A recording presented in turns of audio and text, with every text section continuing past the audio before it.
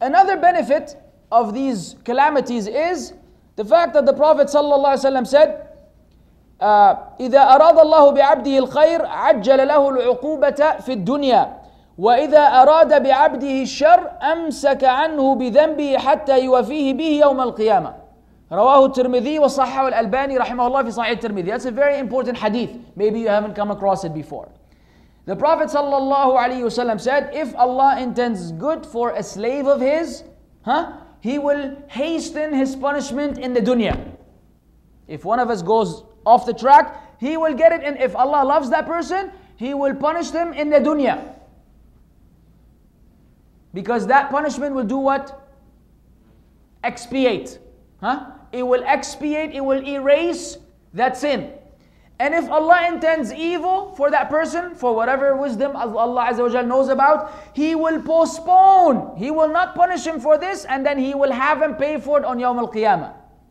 So some people wonder, how come these people are disobeying Allah night and day, and they're living a lavish life and nothing happens to them, blah, blah, blah. That's a very bad sign. The fact that they're already in the state of disobedience and Allah Azza wa Jal is not hastening the punishment, that means that Allah is trying to make it worse for them on Yawm al-Qiyamah. That's a disaster. Whereas if they're being punished right now, it means Allah intends goodness for them. Then they're paying for it now, because paying for it now is manageable. Why is it manageable? If one of us is struck with any type of calamity in this dunya, I'm saying it's manageable. What's my evidence that it's manageable? Ahsant. Allah doesn't burden His soul beyond its scope. No one can say it's more than I can handle. Anyone who commits suicide, they did not commit suicide because they reached the point where they cannot handle. They chose not to handle the situation. They chose willingly. Otherwise, Allah gave him enough to be able to manage.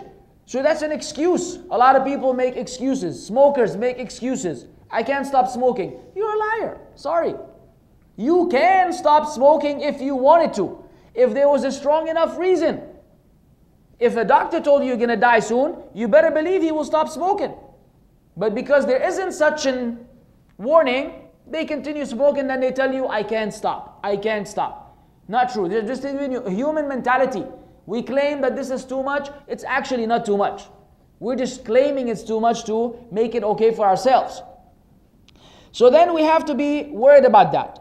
That if we don't get punished, Allah al-Musta'an.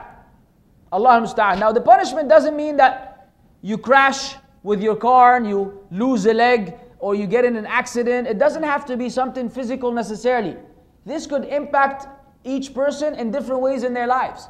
It could be the loss of commitment. It could be the loss of knowledge. It could be the loss of so many things. It does not have to be related to earthquakes, tornadoes, tsunamis, and tsunamis and things like that. Not necessarily. Doesn't mean that Allah will punish all of Jeddah. Then we say, okay, alhamdulillah, the people of Jeddah paid for their sins, so now they can go back and party again. It doesn't work this way. No. So among